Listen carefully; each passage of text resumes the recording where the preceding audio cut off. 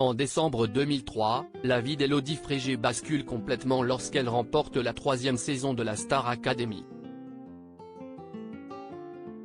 Prise dans un tourbillon médiatique, la jeune femme alors âgée de seulement 21 ans ne sait plus où donner de la tête. Entre les interviews, les journées en studio, la préparation de la tournée et bien d'autres événements officiels, la gagnante n'a plus une minute à elle. Isolée, trop plébiscitée et épuisée, elle sombre. Dans une interview accordée au podcast Contradiction, mis en ligne ce jeudi 19 janvier 2023, la chanteuse aujourd'hui âgée de 40 ans est revenue sur cette période en apparence glorieuse mais en réalité très compliquée à vivre. Dès la sortie du château de Damary-les-Lys et dans les mois qui ont suivi, Élodie Frégé a souffert de la solitude et de la surmédiatisation. Ce truc d'appeler les pompiers, je l'ai vécu.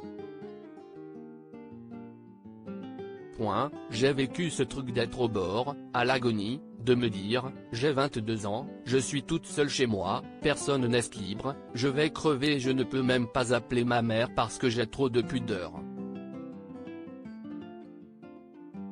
Qu'est-ce ce qui me reste à boire? Un fond de vodka, je vais mettre du sirop et de l'eau dedans. Est-ce que j'ai des cachets, quelque chose, pour partir, éviter d'être dans cette réalité, dans cette solitude, d'avoir gagné cette émission et de me retrouver dans un appartement vide? Témoigne-t-elle avec le recul. J'appelle les pompiers sinon je vais mourir. Prise dans cet engrenage, bloquée par des contrats qu'elle a signés, Élodie Frégé se noie dans la peur de ne pas survivre à cette solitude grandiloquente. Loin de sa famille et de ses amis, elle songe au pire et ce, à plusieurs reprises. Cela m'a mise dans un trouble qui a fait que je me suis retrouvée dans ces situations où j'appelle les pompiers sinon je vais mourir.